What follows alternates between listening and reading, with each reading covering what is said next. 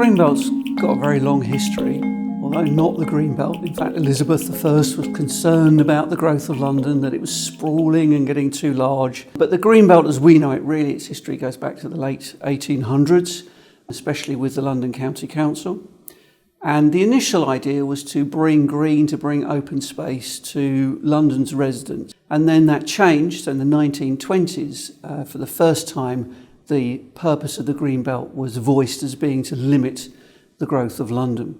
The really significant period, though, comes in the 1950s, 1955, under the Conservative Minister Duncan Sandys, who encourages nationally the development of Green Belt policy. The Metropolitan Green Belt is the Green Belt that is in and outside London and that is supposed to prevent London sprawl. It's successful in containing urban development, London physical growth.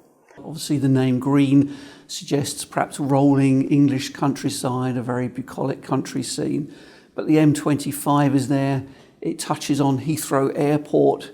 There are lots of electricity pylons running through the Greenbelt. In other places it is very green and it might conform more to our stereotype where we would imagine people rambling through open countryside. What we're very aware of is that the world has changed enormously since the late 1940s. The southeast economy is burgeoning and is likely to burgeon as we go forwards. And so we have a very different situation than when the Green Belt was initiated.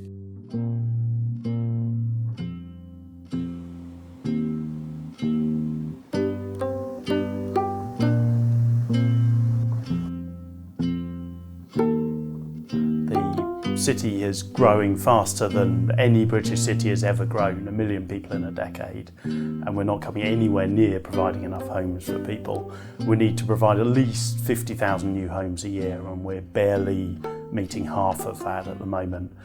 The Metropolitan Green Belt is one of the reasons why the land supply in London is really constrained. But I don't think that people would like the Green Belt so much if they knew that it was partly responsible for the rent they have to pay. You can't develop as many housing as you would wish to do because you don't have enough land. And we're seeing a rise in household size, which is partly a response to that. More people are being forced into sharing, and more people are being forced to commute longer distances to work.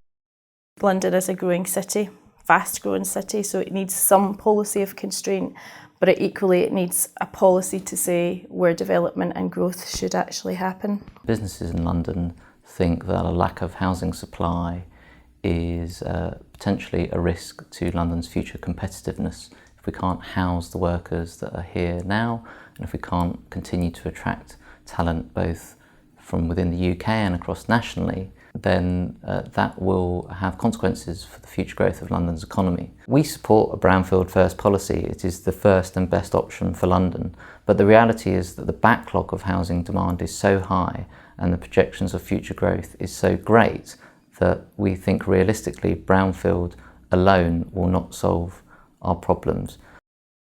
Policy also suggests some other incidental uses for Greenbelt, including filling it up with nature and also allowing more public access. These aims we don't measure, so we actually don't know how successful it is in terms of being filled with more nature or allowing greatly increased access.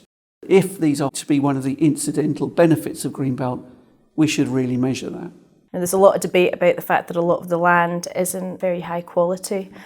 Certainly where I live, the Green Belt could be one strip of land, one field, and it may not be high quality, but it performs that really important function of separating communities. Local authorities are really tinkering around the edges, and they're also releasing Green Belt in a sort of incremental way, in a way that doesn't really have any strategy. It meets their local needs, but it's not looking at it from a southeast London city region growth perspective. I think at the time when Green Belts were first put in 1955, there was less nationwide plan-making capacity. In practice, since that time, a lot of cities have already got non-sprawl plan-making ability, which means planned urban extensions. So in fact, I think it would be difficult to point out a clear distinction between the Green Belt cities and the ones without.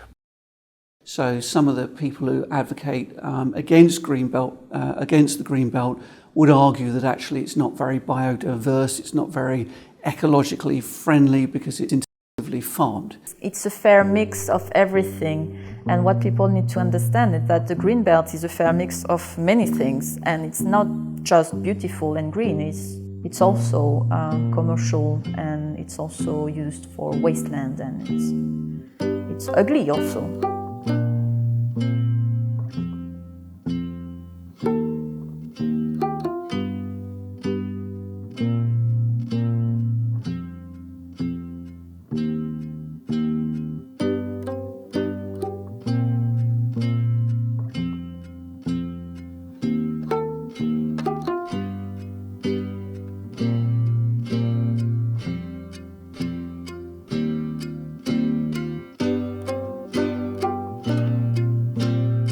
So we've isolated different options for the future of the Metropolitan Green Belt that go from keeping the piecemeal, uncoordinated development in the Green Belt to completely de-designating the Green Belt and keeping only the environmental designations. We've examined these options with 6 different criteria that look at affordable housing, sustainability, relationship in terms of long-term planning regarding to the relationship of London with the southeast. And we've found that the option that was the most interesting was the coordination corridors that are already present in the London plan and that allow affordable housing, environmental enhancement in the long term. One reason we chose the coordination corridors is because it gives a big signal on the intention to make a big change for the wider southeast planning and to suppress the land values for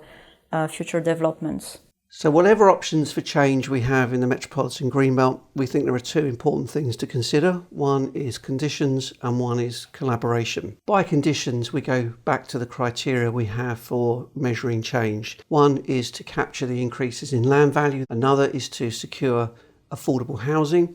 The third would be to make sure there's integration of housing and transport. Fourth would be to optimise densities. And lastly would be to ensure that the remaining Metropolitan Green Belt, the vast majority of it, is improved. The second thing to pay attention to is collaboration.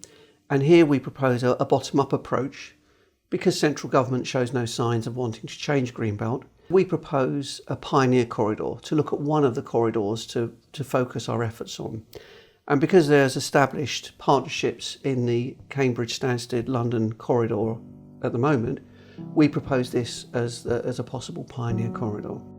We thought that the main things we were encountering were 2 arguments. So it was pro-Green Belt against Green Belt. And with this report, we wanted to bring a debate that was more constructive and try to bring the 2 arguments together and see if we are going to change the Green Belt, which in the 21st century it makes sense, how would we change it without damaging what's good about it?